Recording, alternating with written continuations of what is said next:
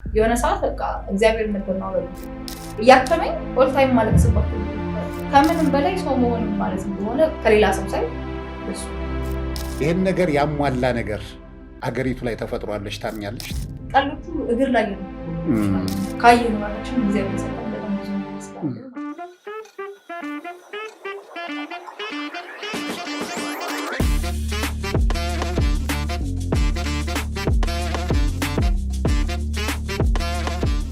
እሺ ህሊና እንዴት ነሽ? እንኳን ደህና መጣሽ። ቤታችን እንደታየሽው አሪፍ ስቱዲዮ ነው። አሪፍ ነው አይደል? እንግዲህ ለማንኛውም የሰው ልጅ ሁሉ እዚህ ቦታ እየመጣ ሀሳብ አስተያየቱን እንዲሰጥ ታስቦ የተሰራ ግንባታ ነው። እንግዲህ አንደኛው እንግዳችን ይቅርታ የመጀመሪያ የሴት እንግዳችን ስለሆነች በጣም ደስ ብሎኛል። እኔ በግሌ በጎዳናው ፖድካስት ስም ህሊና ሙጬ ማናት? የትውልድ ሁኔታዋ፣ አስተዳደጓ፣ የልጅነት ህይወቷ ምን ይመስል ነበር? ትውልድ ያደኩት ባህር ዳር ነው። ከዛ ግን ይሄ እንዴት ነው ኖርማል አይነት አስተዳደግ አልነበረኝም። ታላላቅ ወንድሞች አሉ። እነሱ እንዳደጉት አይነት አስተዳደግ ቤተሰቦች ይደረጉ ከዛ የተለየ ነበር። ለምን አንደኛ እነሱ በቆሙበት ወራት አይደል ነበረም የቆምኩት። በብዛት እነሱ ተመሳሳይ አይነት ጊዜ ላይ ነበር የቆሙት። ያ ጊዜ አለፈ እና ቤተሰቦች መጠራጠር ጀመሩ። ከዛ በአጋጣሚ ሐኪም ቤት እና ቴስት ወስደኝ ለሌላ በሽታ ግራ ጎኗ ሽባ ነው አላት ማለት ነው ዶክተሩ። በቃ ፎር ኖ ሪዝን እንደዛ አላት እና ሪፈር ተጻፈ ማለት ነው። በደንብ ቼክ ትደረግ ምናምን ተብዬ ከዛ ወደ ጥቁር አንበሳ ሄድኩኝ። እዛ ያሉት ዶክተሮች አረጋገጡት ይህንን ነገር። ከዛ በኋላ ያለው ጊዜ ትንሽ ከባድ ነበር ለሷ። በተለይ ከማህፀን የመጣው ወይስ ከተወለድሽ በኋላ ነው ችግሩ የተከሰተው? ወይ ከቅርብ ጊዜ ድረስ ከተፈጥሮ እንደነበር ነው የምናውቀው። እዛ ግን ዶክተር ሳሙኤል የሚባል ጎበዝ ስፔሻሊስት አለና ወድቄ እንደሆነ አረጋገጠልኝ ማለት ነው። በህፃንነትሽ ማለት ነው? እና እናቴም ያልነገረችኝ ስቶሪ ነበር እስከዛ ሰዓት ድረስ ማለት ነው። ማለትም ወድቄ እንደነበር ይሰማት ነበረ። በሰዓቱ የነበረችው አጋዥ ነበረች እኛ ቤት ውስጥ። እናትና አባቴ እህትና ወንድሞቼን ማሳደግ ስለነበረባቸው ስራ ይሰሩ ነበር። በአጋዦች ነበር ያደግኩት እና ትጥለኝ እንደነበር ይሰማት ነበር። ከዛ ደግሞ ይሄ የቅርብ ሰው ይነግራት ነበር ጥርጣሬው ምናምን ያቅ ነበረ እና ካለፈ በኋላ ነበር ይነገራት ነገሮች ሁሉ ካለፈ በኋላ ምናምን ሐኪሞች ችግር እንዳለብን ከተነገራት በኋላ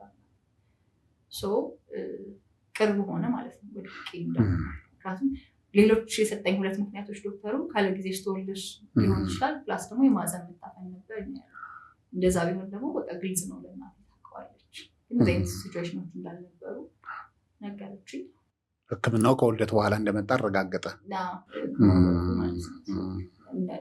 የአካል ጉዳት ምክንያቱ ከመውለድ በኋላ እንደመጣ አረጋገጠኝ።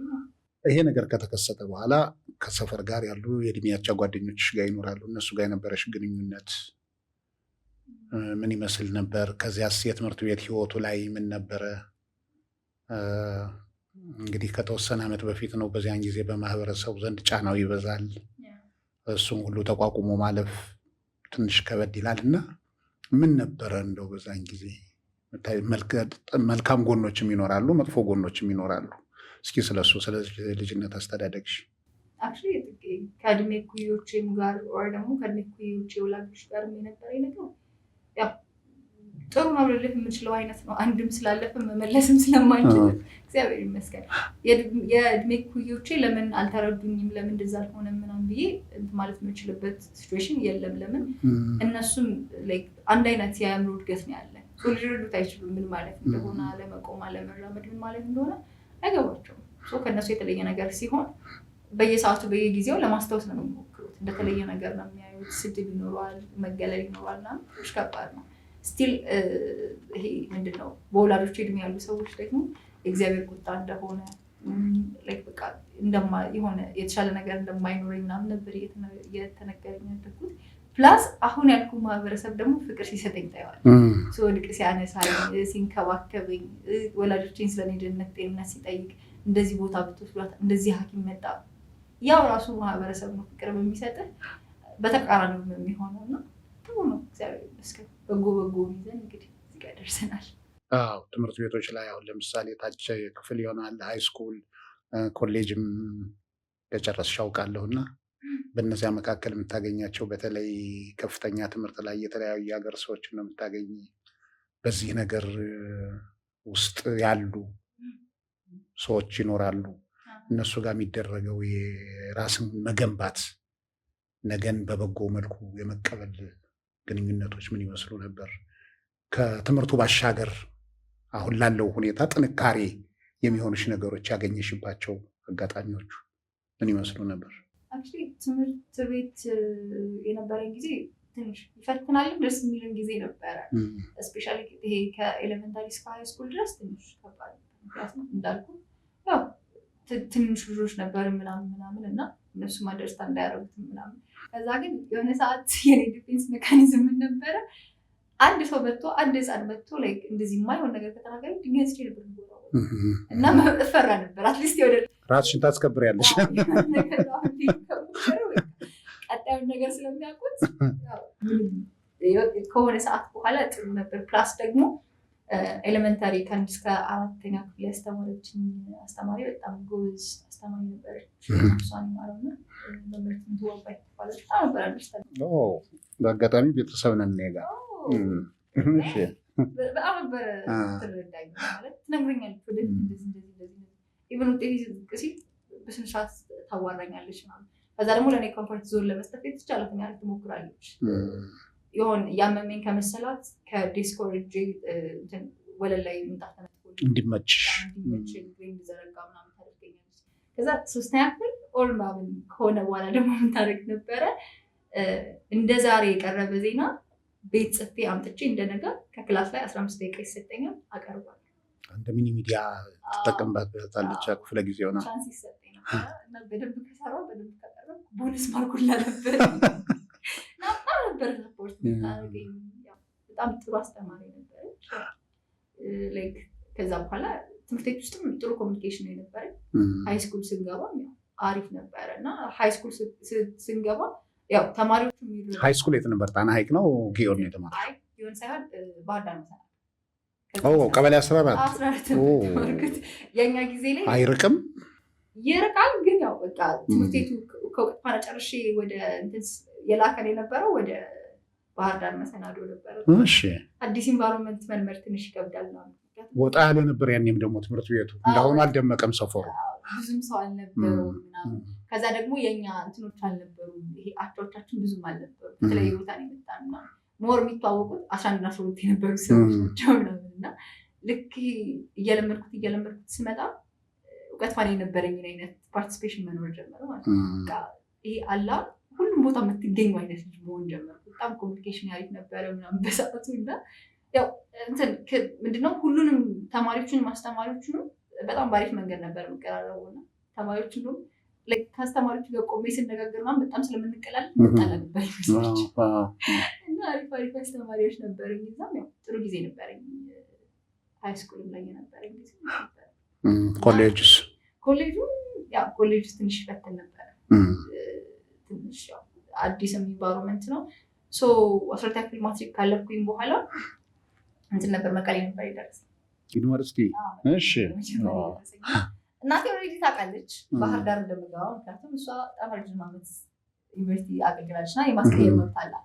እሱ ባይሆን እኔ ላይክ ባለኝ አካል ጉዳት ምክንያት እንደሚቀየር ታውቃለች። ከዛ እኔ ቤት ሳልናገር ጎንደር ዩኒቨርሲቲ አለ ማስተር ካርድ ፋውንዴሽን የሚሰጠው ስኮላርሺፕ ቻንስ ማለት እሱን ፕሮሰስ ማድረግ የትምህርት ማስረጃ ምናምን ላስገባ ስል እንደዚህ አሪፍ ቻንስ አለ እና ልሞክር ነው ላስገባ ነው አልኩኝ። አታስገቢም፣ አትሄጂም፣ ይሳካልሽም አትሄጂም ተባልኩ ማለት ነው። ለምንድን ነው የተናገርኩት? እነሱ በጣም የማይፈቅዱልኝ አይነት ከሆነ የአንድ ሰው ቻንስ ላለመዝጋት እንጂ ጨርሼ ምናምን በቃ ልሄድ ነው ምናምን ብል ሜይ ቢ ሊሆን ይችላል። ከዛ ግን እነሱ እየተከፉብኝ መሄድ አልፈልግም። ደግሞ በሰዓቱ የጸጥታ ችግርም ነበረው። ባህር ዳር ዩኒቨርሲቲ ክላስ ተጀመረ ማለት ነው። ብዙም አልከበደኝም። እንደ እድል ሆኖ እናቴም እዛ ስለምትሰራ ምናምን ፕሪቪሌጅድ ነበር። ላይብሬሪም ሲሄድ የእሱ አስታፎች ናቸው ያሉ ፕሮክተሮች የሚስቱ አስታፎች ናቸው። እንዲሁም እንትን ይሄ የአካል ጉዳተኞች ዶርም አለ። ለ3 ነበር የምንኖረው እና ከዛ ልክ ስንበታተን ከነሱ ጋር ለብቻ ዶርም ካልተሰጠኛል ቤት ነው የምማረው። ከሌላ ሰው ጋር አልሆንም በቃ ከእነሱ ጋር ከተለያዩ በኋላ ሌላ ሰው ጋር መላመድ አንድ ዓመት ለብቻዬ ነበር ዶር ቤት ሰጠኝና ሙሉ ጓደኞቼ እኮ አብረውኝ የሚማሩት እኔ ጋር ነው እየመጡ ያሉት። ምንም ለሌላ ከሌላ ሰው ጋር አለመሆኔ ብቻዬን እንደሆንኩ አይሰማኝም ነበር። በቃ ለሊት 7 ሰዓት 8 ሰዓት ተነስተን ወክ ልናደርግ እንችላለን፣ ላይብረሪ እናመሻለን ምናምን እና ለእናቴ ነግራት ነበረ።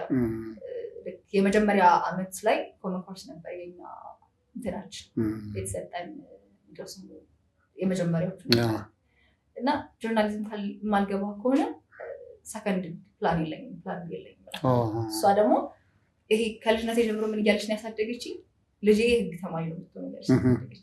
ደግሞ ነው መግባት አልፈልግም፣ አጋጣሚ ነው መግባት አልፈልግም። እና እንደው ምንላት ነበር እኔ አንድ የፈረድኩበት የተናደደ ሰው አስቢ ውስጥ የቀረኝን አንድ እግር ደግሞ የሚቆርጥ እና በጣም ነበር የምናሸፈው ቤት ውስጥ። ከዛ እንደ ድል ሆኖ ትንሽ ቻሌንጆች ቢኖሩትም ጆርናሊዝም ገባሁኝ ማለት ነው ውጤቱን አየሁ እንጂ እና እዛም የነበረው ኤክስፔሪንስ አሪፍ ነበር። በጣም ደስ የሚሉ ባሾች ነበር የነበረው። አሁን ከአንቺም ቤተሰብም በቃ እንኳን ደህና መጣህ አይነት ብላችሁ ነው የተቀበላችሁት ጉዳዩ። አይሽ ትልቁ ነገር እዚህ ላይ ነው።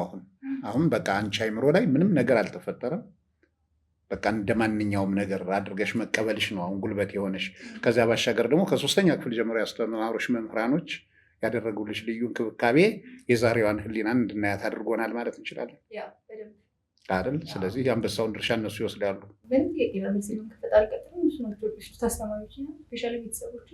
እንዴት ጽናቱን በጣም ከባድ ጽናቱን እንዴት ልታመጭ ቻልሽ? እኮ መታደል ነው። ብዙ ጊዜ ኤክሰርሳይስም አይሆንም መቼም ልምምዱ ምኑ ነው ወይስ እንደው መታደል?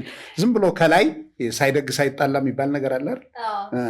እሱ ነገር ሊሆን ይችላል። አንድ እሱ ማለት ከእግዚአብሔር ነው ብዬ የማስበው እንጂ የሚቻል አይደለም፣ ቀላል አይደለም አልነበረም። ከዛ ግን አየሁት የሆነ ሰዓት በቃ እግዚአብሔር ነበር ነው ማለት እንዴት ነው አሉ አጠገብ ያሉ ሰዎች ምናምን ሲንቀሳቀሱ ነው የምናያቸው። እኔ ግን ለመንቀሳቀስ ስሞክር ጭራሽ ፓራላይዝ ስለነበር ለ7 ዓመት ምናምን እወድቅ ነበር። ከሆነ ቦታ ተቀምጬ ለመነሳት ስሞክር ሄጄ ነበር ሰው ማዘል አለበት ወይ እኔ ማቀፍ አለበት ለምን ነው። ከዛ በፕሮሰስ ለምን እንደዛ እንደሆነ እየተመለሰ መጣ ማለት ነው። ከዛ ይሄ ሁኔታው መቀበል ያለብን እንደማልቀይረው ገባኝ። በጣም ስፖርት ሰራለሁ፣ ከእናቴ ጋር ቤተክርስቲያን እንሄዳለን።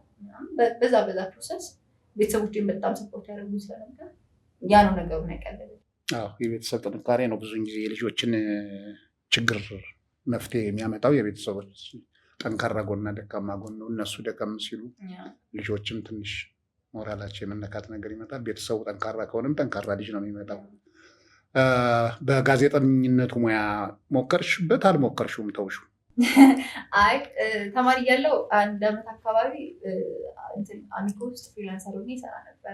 ቅዳሜ ከ9 ሰዓት እስከ 10 ሰዓት ላይቭ ነበር። በአካል ጉዳተኞች ዙሪያ የሚሰራ ፕሮግራም ነበረ ንቃት የሚባል እሱም ሰራ ነበረ። ከተመረኩ በኋላ ግን ቲክቶክ ላይ ነው እስካሁን ያለሁት። እንዴት ገባሽ ወደ ቲክቶክ? አንቺ ካነሳሽው አይቀር ወደ ቲክቶክ እንዴት ገባሽ? የተጠቀምሽበት ስያሜ ደግሞ በጣም የሚገርም ነው። እኔ የምልሽ እኔ በግሌ የእውነት ማድነቅ በጣም ነው የምወድሽ። ምክንያቱም ራሱን በቃ በራሱ ኢንጆይ የሚያደርግ ሰው ለእኔ ትልቅ ሰው ነው እና የህሊና ሙጬ ሸፋፊት ይላል እና አንዳንዴ አሁን ለሚሰማ ሰው ያስደነግጣል። እና ይህን እንትን እንዴት ምን ስትይ ያሰብሽው? እንትን ነው እንዴት ነው መሰለህ፣ በጣም ጥሩ ጓደኞች ናቸው ያሉኝ። እንዴት ነው ሁላችንም ነፃ ነን። የሆነ አሁን እነሱ መሀል ቁጭ ብዬ ብታገኘኝ የሚያወሩበትን መንገድ ብታየው ይሰማታል። እንደዚህ ቀሎቹ እግር ላይ ያተኮሩ ይችላል ማለት ከጓደኞቼ መሀል አንዱ እዚህ ጋር መጥቶ ሊዘል ይችላል። ለምን አንቺ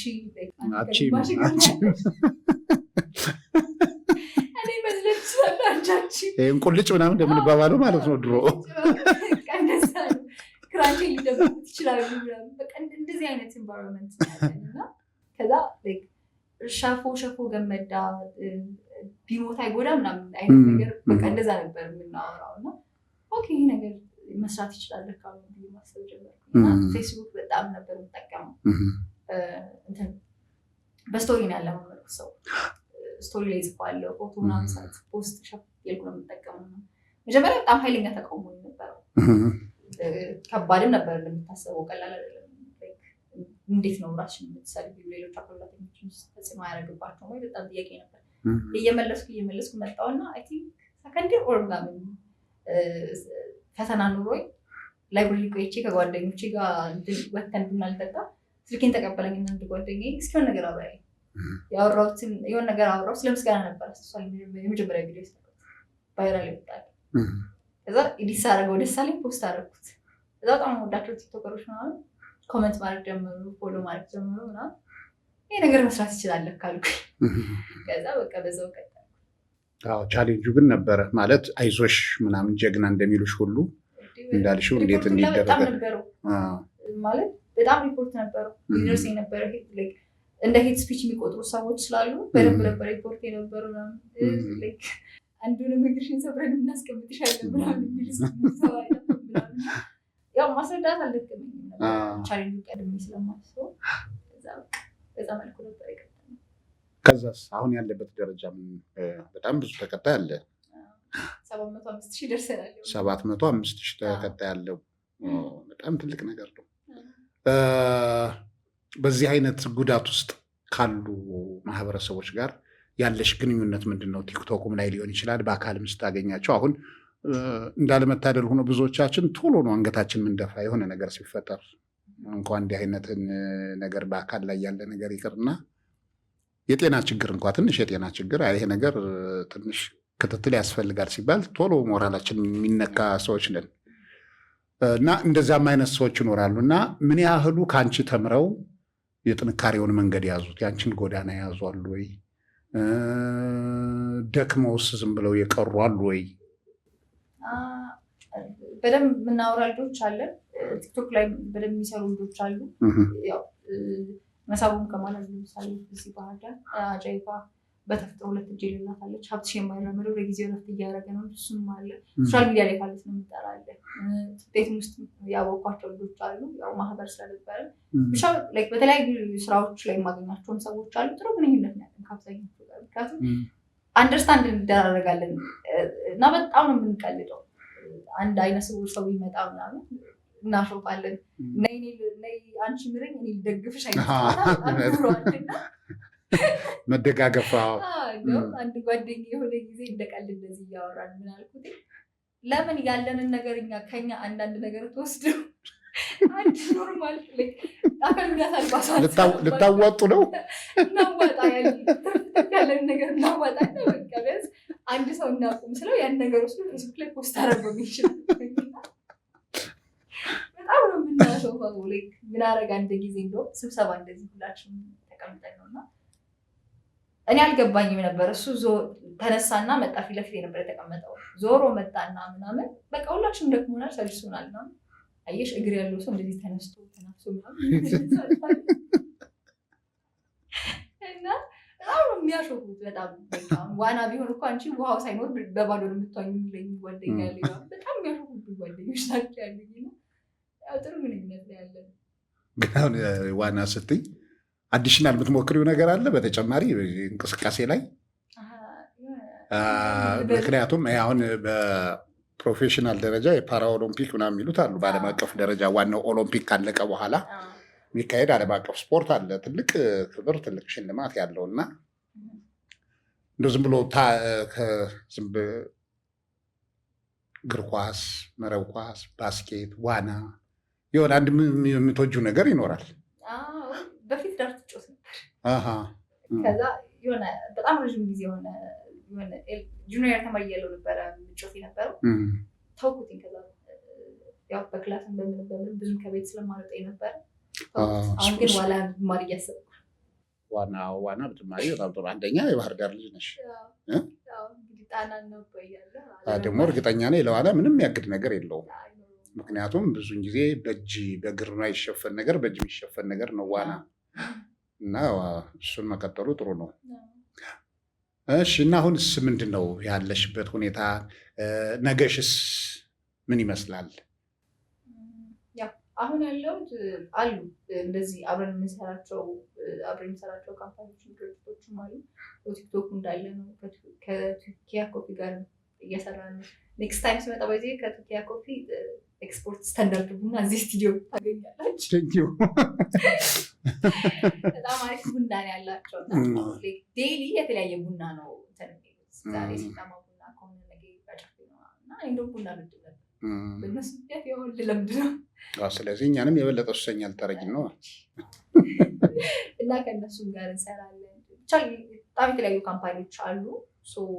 ጥሩ ጥሩ ስራዎች እየሰራ ነው። ማስታወቂያዎችም አሉ። ኮንተንት ክሬሽን እንሰራለን እና በዚሁ መቀጠል ነው የምፈልገው። ከዛ ግን የተማርኩበትን ሙያ ማባከን ስለማልፈልግ አንድ ፕሮግራም ይዤ የሚመጣ ይሆናል በጣም በቅርብ ጊዜ ውስጥ። እስኪ ስለ ግል ህይወት እንምጣ።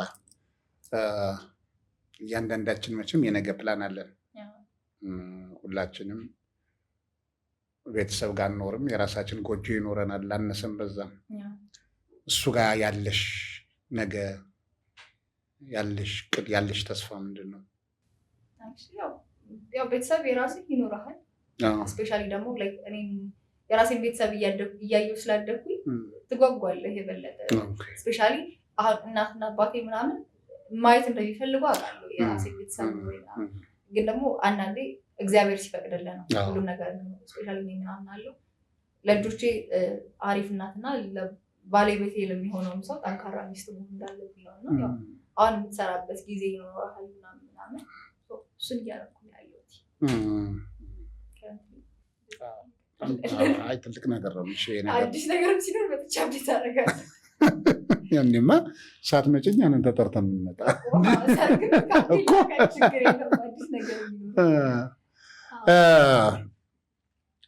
በዚህ ሙያ ውስጥ በጣም በእድሜም በስራም በተለያየ ተጽዕኖ ፈጣሪ ሰዎችን መምህራኖችሽን ታገኛለሽ። አሁን ባለሽበት ሁኔታ ላይ ሆነሽ ከታላላቅ ሰዎች ጋር ግንኙነት አለሽ። ድሮ ያስተማሩሽ መምህራኖች አሁን በህይወት ያሉትን ታገኛቸዋለሽ። እነሱ ጋር አሁን ያለሽ ቀረቤታ ሲያገኙሽ ያለው ስሜት ምንድን ነው? ይቅርታ የምታገኛቸው ታላላቅ ሰዎች ጋርስ ግንኙነቱ እንዴት ተፈጠረ? ምን ሸመትሽ ከእነሱ? ለምሳሌ ሚስተር ከሌ ከሚባል ሰው ጋር ምን ሸመትሽ? ምን ያገኘሽው ነገር አለ? እሱ ነገር እነሱ ጋር የነበረሽ ግንኙነት አንቺን ወደፊት እያስፈነጠረሽ ነው ብለሽ ታምኛለሽ? አዎ ያው አሉ ማግኛቸው አስተማሪዎች፣ የሃይስኩል አስተማሪዎች ምናምን ይገናኛሉ። መንገድ ላይ ሳልፍ ምናምን ታገኛቸዋለሁ። የዩኒቨርሲቲ አስተማሪዎች ጋር ግቢ ስለመሄድ ለቀረጻም ለምንም አሉ ማግኛቸው አስተማሪዎች። ስማር ነበር ስለነበር ቶሎ ብረሳ ይነሳ አይደለም እና ታላላቅ ሰዎችም አሉ። ስፔሻሊ ቲክቶክ ከተጀመረ በኋላ እኔ ከሌም ባገኘት ብዬ የማስበው ሰው ቲክቶክ ላይ ቪዲዮ መጥቶለት አንቺ ነሽ እንዴት ብሎ ሲል ደስ ይላል። የምሰራው ነገር እንደዚህ አይነት ሰዎች እያዩት ኖቲስ እያደረጉት ነው ብዬ እንዳስብ እያደረገኝ ነው። ከዛ ግን አሁን እንዴት ነው በጣም ብዙ ሰዎች አሉ። ግን አሁን ጭንቅላቴ ውስጥ የመጣው አሁን ላይ የሚያክመኝ ዶክተር ነው። ምክንያቱም ከሱ ጋር ኦልሬዲ አመት ከምናምን ሆነ በቃ 2 ዓመት የተጠጋ ነው ክትትል የሚያደርግልሽ ክትትል የሚያደርግልኝ ማለት ነው። እና ከምንም በላይ ሰው መሆን ማለት እንደሆነ ከሌላ ሰው ሳይድ በሱ ነው ያየሁት። ቲክቶክ ላይ ቪዲዮ መጥቶለት አይቶኝ ራሱ ኮንታክት አድርጎኝ ምናምን ነው ህክምናውን የጀመርነው። እና አዲስ አበባ ነው እዚህ ያለው ዶክተር? አዲስ አበባ ዶክተር አባይ ይባላል። የኤክሰስ ፊዚዮቴራፒ ክሊኒክ ባለቤት ነው። እና ምን ነበር ያለኝ ምናልባት ብንሞክረው ጥሩ ነው፣ ይሄ ነገር መዳን የሚችል ነገር ነው ነበር ያለኝ። እና እኔ ደግሞ ሰርጀሪ ተሰሪ ተብዬ አለካ ምናምን ብዬ አብጄ የተውኩት ሰዓት ነው።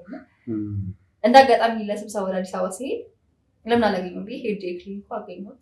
ቼክ አደረገ ምናምን መርፌ መጀመር አለብን ምክንያቱም ሁኔታዎች እየባሱ እንጂ እየተሻለ አይነቱ ማለት ነው። ደግሞ መርፌ አለ እና ወደ ታብሌት ይካሄድልኛል ያምሻል። መርፌው እኮ መድኃኒት የለውም። በቃ መበተን ያለባቸው ቦታዎች አሉ። ሰው እነሱ እንዲበተን ነው ምናምን አለ። ከዛ ቤተሰብ አማክሬ ነው አለብን። ከዛ 1 ወር እንሞክረውና እስቲ እንየዋለን። እኔ ደግሞ ተማሪ ነው። ከዛ በኋላ ላይ ምን ተፈጠረ? ቤት ነገርኳቸው እንደዚህ እና ለማሳመን በጣም ከባድ። እንዴት ትሮስ አቋርጠሻል? ምክንያቱም ስፔሻሊ በእናቴ አሁን በጣም ብዙ ዶክተሮች ልጅ አትድንም ስላሏት አእምሯቸው ላይ እንዲያምነዋል እግዚአብሔር የፈቀደው ይሁን አንተ እንዳረካ አርጋት ብላ ነው እየኖርን የነበረው እና እኔ እንደዚህ ለውጥ ማምጣት እችላለሁ ማለት ትምህርትሽን አታቋርጪ ማለት በጣም ቤት ጭቅጭቅ ፈጠረኩ ማለት ነው። ይሾሆንኩ ቤት ውስጥ እና ሁለት ሳይድ ግማሽ ሰው ትይጅላል ግማሽ ከዛ ምንድን ነው የምትፈልጊው አለኝ አባቴ ቁጭ አልኩ እንደዚህ ሲገዛ እናቴን ጠየቀችኝ በደንብ አስረዳቸው ተፈቀደልኝ ህክምናውን እንድቀጥል ቀጠልኩኝ ማለት ነው እና ዶክተሬ እኔን ያሳመነበት ወይ አለ እዚህ እኮ ብቻዬን ነኝ ምናምን ስለው እኮ ያለ ነው ወጪ ውስጥ ምናምን ሰው ማስታወቂያ ትሰሪያለሽ ብልጽ አክምሻለሁ አይገርምም በጣም ይገርም ሰው ነው በእውነት ለማስታወቂያ ብሎ አይደለም አይደለም ያለን ኮሚኒኬሽን ከዛ ደግሞ እንደ ወንድም ምትሪት ሲያደርገኝ ስለነበረ በጣም ማለት እኔ እያከመኝ ኦል ታይም ማለቅስባቸው ጊዜዎች አሉ። የሰውየው ደግነትም አንደኛ ህመሙም ደግሞ ከዛ በላይ በጣም ከባድ ነው። ህክምናው ከባድ ነው።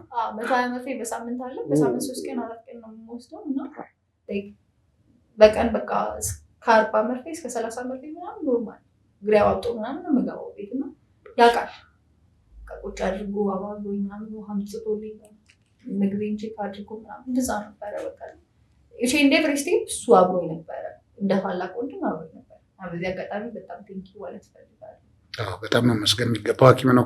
አሁንም ክትትሉ እንደቀጠለ ነው? ክትትሉ ለትንሽ ጊዜ አቆሚያለሁ። ልክ የሆነ ስቴፕ ከደረስን በኋላ ወደ ክላስ መመለስ ነበረ። ዊዝድሮ አድርጌ ስለነበረ እንትን ያልኩት መጨረስ ነበረብኝ ክላሱን እና ትንሽ ክፍተትን ፈጥሮ ነበረ። ክላሱን ጨርሼ ለመውጣቴ የተወሰኑ ክፍተቶች ፈጥሮ ነበር፣ ግን ስቲል አሁን አለቀ እግዚአብሔር ይመስገን። ከዚህ በኋላ ሰርጀሪም እየታሰበ ነው ከእግዚአብሔር ፈቃድ ጋር። እስኪ ተስፋ ሰጪ ነገር አለው ማለት ነው። በደንብ አለው። ስለዚህ ከእግዚአብሔር ጋር በጎ ነገር እንጠብቃለን። በጸሎቱም በምኑም 700 ምናምን ሺህ ተከታይ ይሻለ። ከዚያ ውጭ ሌላው ማህበረሰብ አለ። ከዚያ ሁሉ አንድ ንጹህም በጸሎት ብትወርድ እግዚአብሔር የሚሳነው ነገር የለውም። እግዚአብሔር የሚሳነው ነገር የለም። ከቲክቶክ እንደዚህ አይነት ሰዎችን አግኝቻለሁ። በቅርቡ ደግሞ ምናልባት እስኪ አንድ ፕሮሰስ እየተደረገ ያለ ነገር አለ። በአጋጣሚ በሰራሁት ቪዲዮ ምክንያት ኮመንት ላይ ስለ መኪና ነበር ያወራሁት እና ልጨምርልህ ብዬ ነው።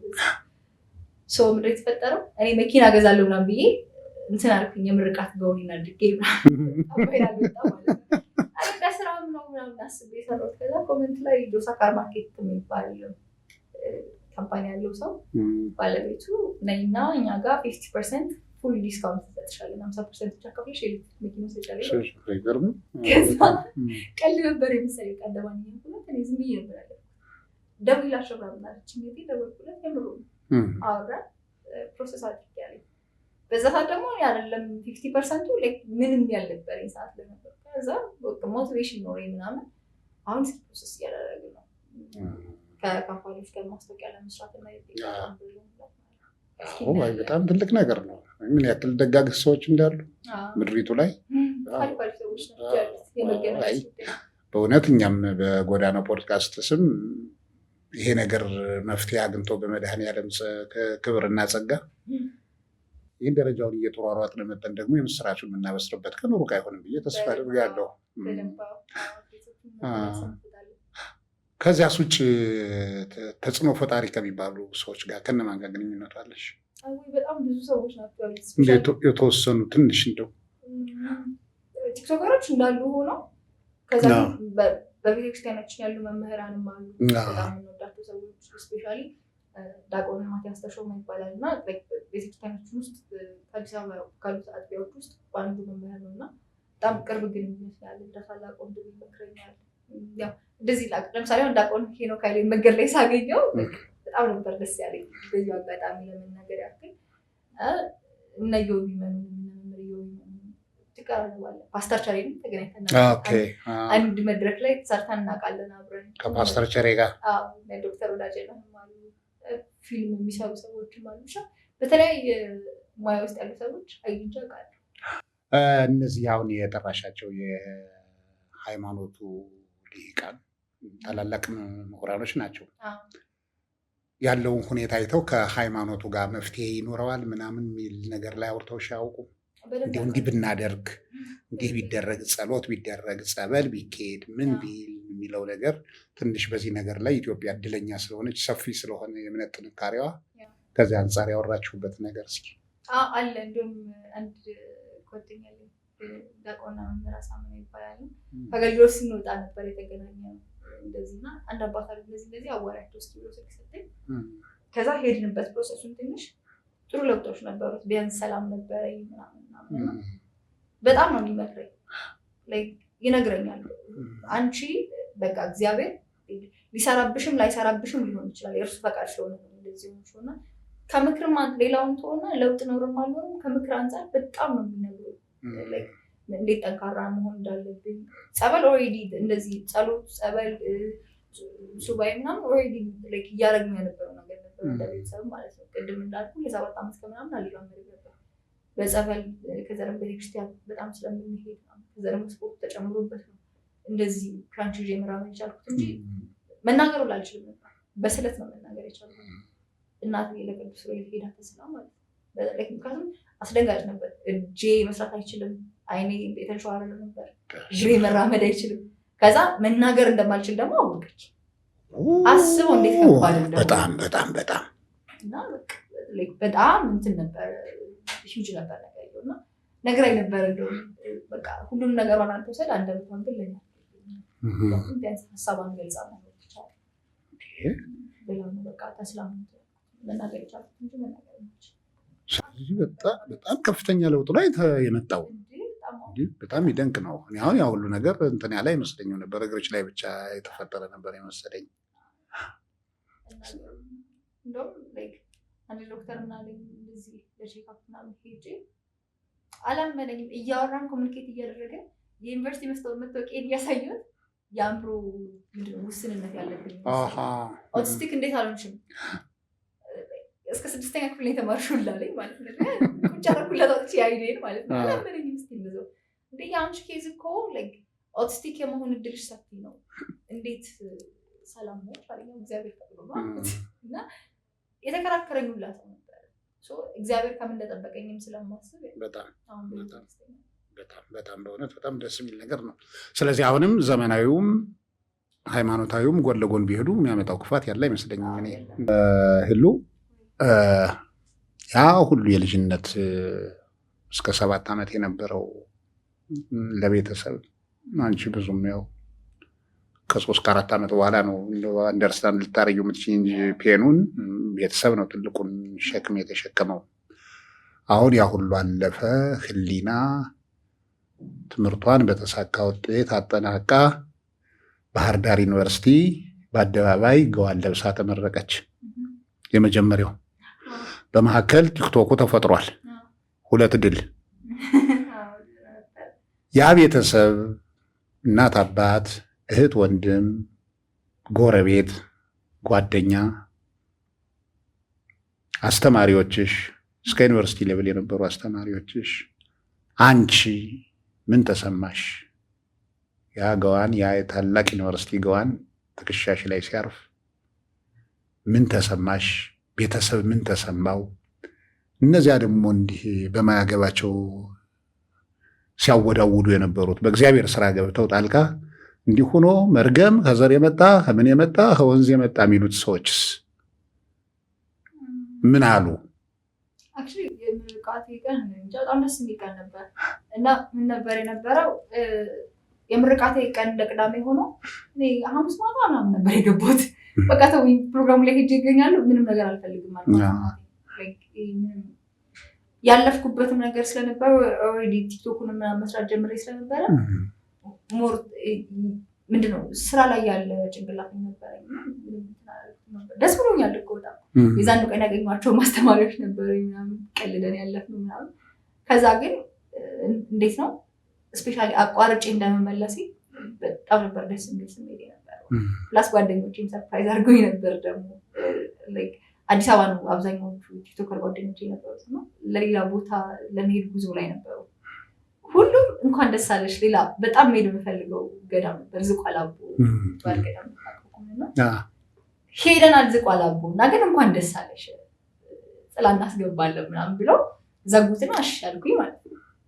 ከዛ ለአንድ ሰው ብቻ ነበረ እነሱ ሲፖስቱ ነው ያወቁት ማለት ሌሎች ጓደኞቼ ሲፖስቱ ምናምን ያወቁት ያ ሰው ለካ ነግሯቸው ነው ለእኔ የተደወለው። ከዛ ልክ ማታ ወደ ማታ አካባቢ ደውለው ቤትሽ በርጋ ነው የሚጫሉ ማለት ነው። በጣም ነበር የደነገጥኩት። ለጉዞ አላመንኩኝ።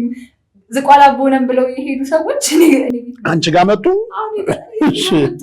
በጣም ነበረ ነርቨስ ነበርኩ ምናምን።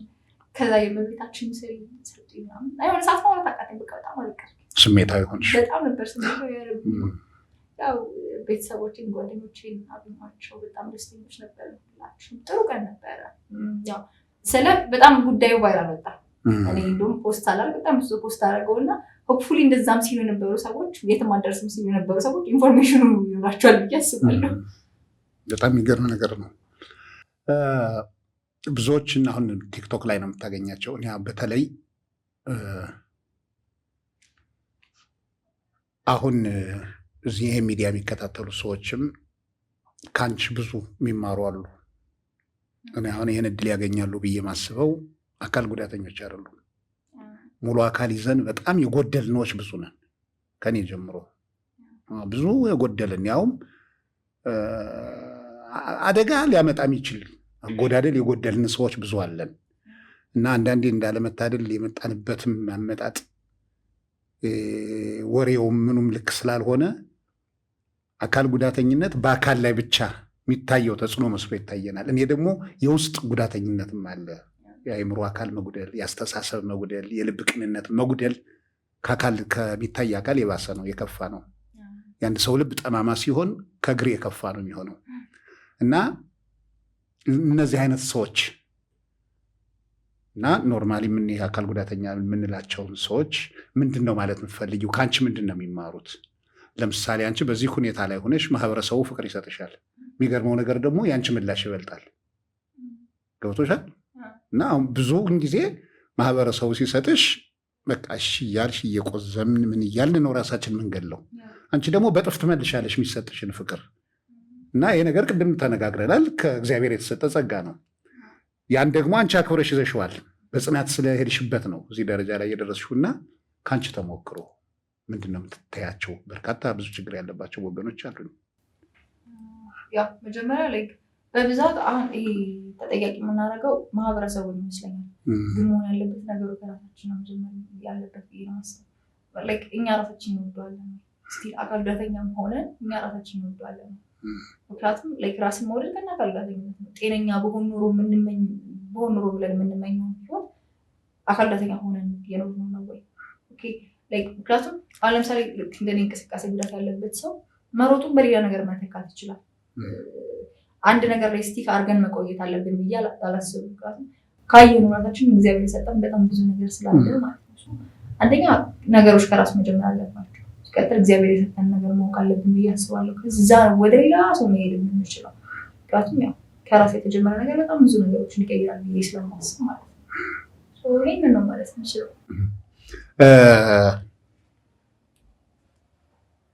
ህሊና ስትወለጂ ሙሉ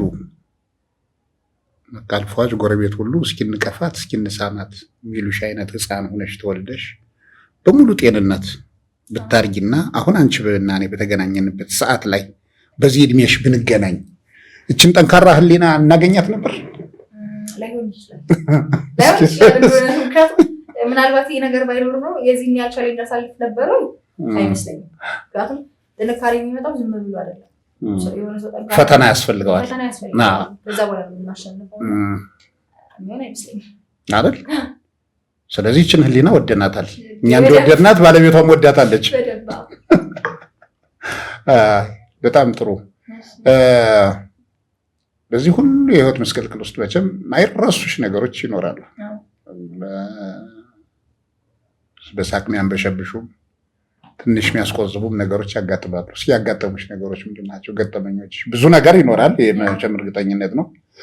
ከዚያ በፊት ግን ወደ እሱ ከመሄዳችን በፊት ይህን ነገር ያሟላ ነገር አገሪቱ ላይ ተፈጥሯለሽ ታምኛለሽ? ትምህርት ቤትም ስትማሪ፣ ዩኒቨርሲቲም ስትማሪ፣ አሁን አውሮፕላን ላይ ስትወጪ፣ አውቶቡስ ስትጠቀሚ፣ ታክሲ ስትጠቀሚ ያሉ የማያቸው ከባድ ከባድ ችግሮች ስላሉ ነው። ለምሳሌ የከተማችን ወክዌዮች መሀሉ ተቆፍሮ ዲሽቦዩ አይነ ስውራን እዚያ ውስጥ ይግቡ አይግቡ ለማንም ጉዳይ ማይሰጣ ነገር ያለ ይመስላል ስታይና፣ አንዳንዴ የሚያሰቅቅ ነገር አለ።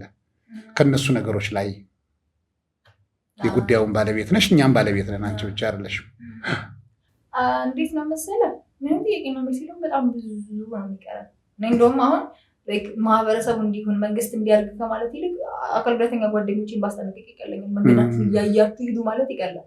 ምክንያቱም ሌላውን መንገዱን ተውና ህንፃ ላይ እንኳን ፎርማሊቲ ለማሟላት ተብሎ ለዊልቸር ማለፊያ ተብሎ የሚሰሩት ራምፖች ምቹ አይደሉም እንኳን ለመውደቅ ነው ወይስ ናልፍሬ የተሰሩት ጥያቄ ማለት ግራ ነው የሚገባኝ። በጣም የተወሰኑት ናቸው በትክክለኛ መንገድ የተሰሩት። ቢያንስ ከተሰራ ቀር እንኳን በትክክል ቢሰራ እኛንም ታሳቢ ቢደረግ። ምክንያቱም ለአካል ጉዳተኞች የተመቸች ሀገር ለአካል ጉዳት አልባ በፍጹም ልትጎረብጥ አትችልም። በጣም ስለዚህ ያው ይሄን ቢታሰብበት ባይ ነኝ እንዳልኩት። ምክንያቱም እስካሁን ማህበረሰቡ እንዲያደርግ መንግስት እንዲያደርግ ነው ብለናል። ከዚህ በኋላ ግን እኔ ጓደኞቼ እንትን ብለው ይሻላል አይደል? አሁን እነሱ ቢጠነቀቁ ይሻላል። መንገድ ሲሰራ እንኳ ማለት ነው እኔ በጣም ብዙ ጊዜ እንደወድቅ እየተጠበቅኩ የሰፈሬን ሰው ወድቀው አልከው አይ ሆኒ ልወድቅ እንደምችል አንቺ ትጠነቀቂያለሽ። እነሱ እንዘላታለን ሊሉ ይችላሉ። የሞደቅ አይነት በቃ በብፌ ነው የምናየው የነበረው መንገዱ እየተሰራ ባለ ሰዓት። ወደ ገጠመኞች እንሂድ እስኪ። ብዙ ነገር ይኖራል። የተወሰኑ አንድ ሁለት እንደ ማትረሻቸው ወይ በደረጃ